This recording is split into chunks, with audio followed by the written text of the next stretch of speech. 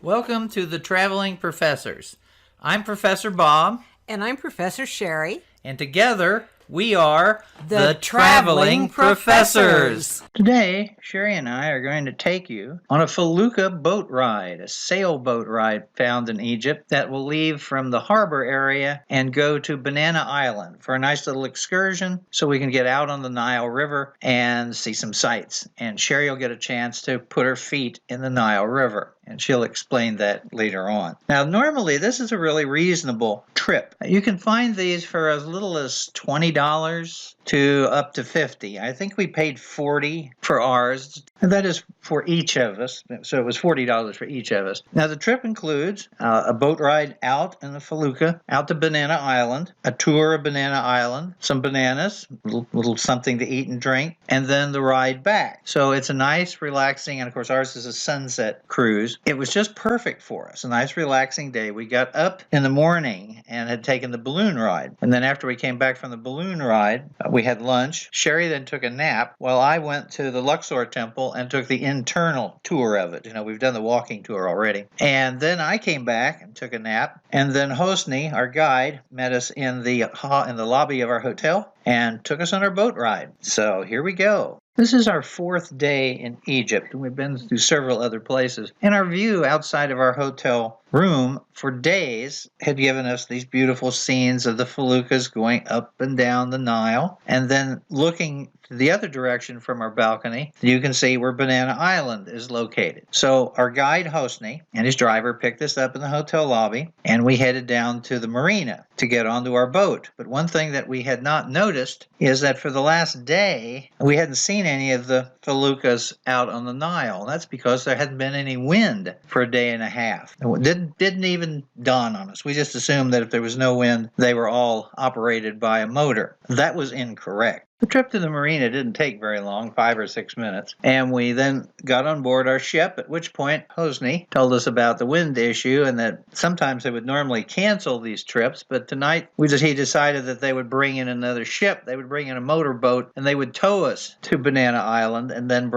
then we could just float back, which was fine. It's just kind of an added expense, and I kind of thought, well, how much extra is this going to be? And there was no charge. It's interesting, however, at this time we find out that we have Hosni not just this evening, but we have him for tomorrow for our trip to the Valley of the Nobles and the Ramesseum and Medinet Habu. So here's our towboat coming to pick us up, and they hook up to the front of the ship, and then we head off. Now, with this boat being towed, anybody can captain the ship. So here is Captain Sheri at the back with her hand firmly on the tiller and moving us along. And then here is our crew. The gentleman to the left is the captain of the ship. He's in what is known as a galibeya, which is a standard outfit that almost all men wear in Egypt. And next to them, there's the picture of Hosni with Sheri. Now, Hosni is a university professor, teaches how to read and write hieroglyphics, as an expert in pronunciation of the hieroglyphics. So we were really looking forward to him the next day. And man, it was unbelievable, the sound value that those hieroglyphics have. And so we struck up a conversation, and we really had a good time with him. And we just continue moving towards Banana Island. As you can see, it is not as bright and shiny as it was in the morning. Got a little hazy, a little foggy that day. They've had some sandstorms to the north, but it's just toward the evening. At sunset, we're just not going to get a really fancy one. And so we're going upriver, and you can see off to the left is our hotel, which we were told is the tallest building in Luxor. And then pretty quickly we go by our hotel, and then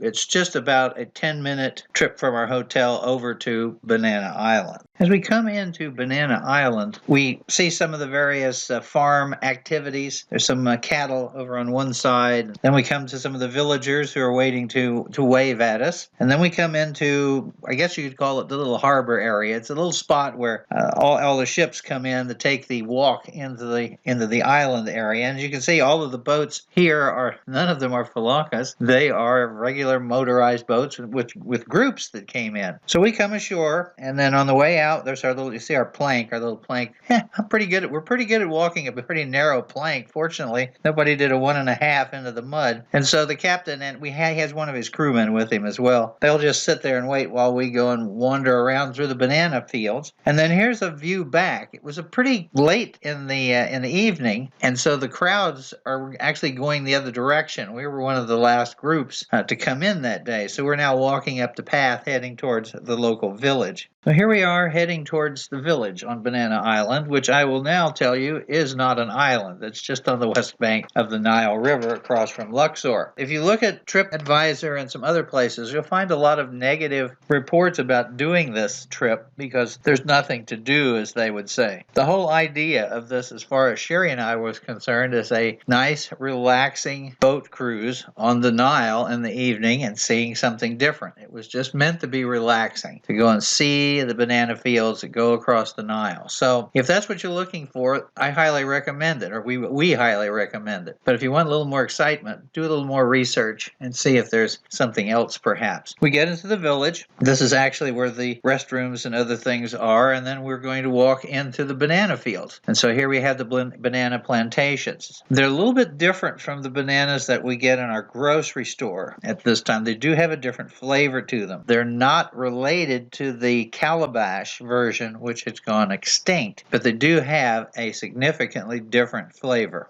I've been told that the original bananas all became extinct due to some kind of a virus or bacteria or something, and that what we eat now are hybridized bananas that don't taste like the original banana taste. But I think somehow this virus or bacteria missed the fruit on Banana Island. I've eaten fresh local bananas in other places around the world, but nothing tasted like these. They were a combination of fruit and candy. They almost tasted artificial. They were so good.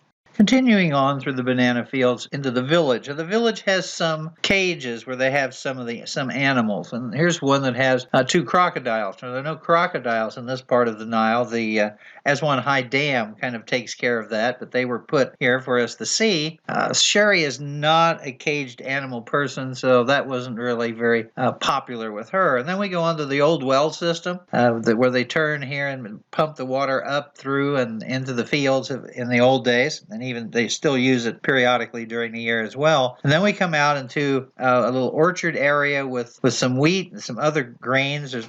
This is January, okay? And they're harvesting all kinds of food. So it is really lush. And you can see the mud-dried brick that they're using for walls and other things. And then we come to the orchard area, and they've picked most of the oranges at this time. But there is one orange still in this tree, and Hosni was bound and determined that he would knock it down so we could get a taste of what it was like. It was indeed extremely sweet, but it was interesting. We were all trying to figure out a way to get that one orange back down. This picture is kind of funny. I had offered to take a picture of this pretty young lady, and she insisted on us having a selfie together on her phone. I guess I'm now known as that nice red-haired lady all over Egypt. After our walk through the village, it's time to head back, but before we go back to the boat, we have to stop at the little cafe where we can sit, relax, have a nice bunch of bananas, some drinks, and talk. Hosni told us all about what we had seen, and then we talked about the next day, which is when we're going to go traipsing out into the Ramesseum and other sites with him. And so we were here for probably 15 to 25 minutes, relaxing. Most of the people, by the time we were finished, had gotten up and gone back to their boats. So on our way back, you can see that almost all the boats are gone from their mooring except ours. So we get back on our boat, start heading back towards Luxor. The people in the area are retrieving their cattle. In the case that you see in front of us, they were on a little peninsula on the other side of this inlet, and they herded them into the water and they swam across. And then once on the other side, most of them meandered where they were supposed to, with the exception of this one, who decided he was going to stay put. The coaxing by the little kid not having much luck. Ultimately, he does move and follow the rest of the herd. And then we're back out on the Nile, heading back towards Luxor and the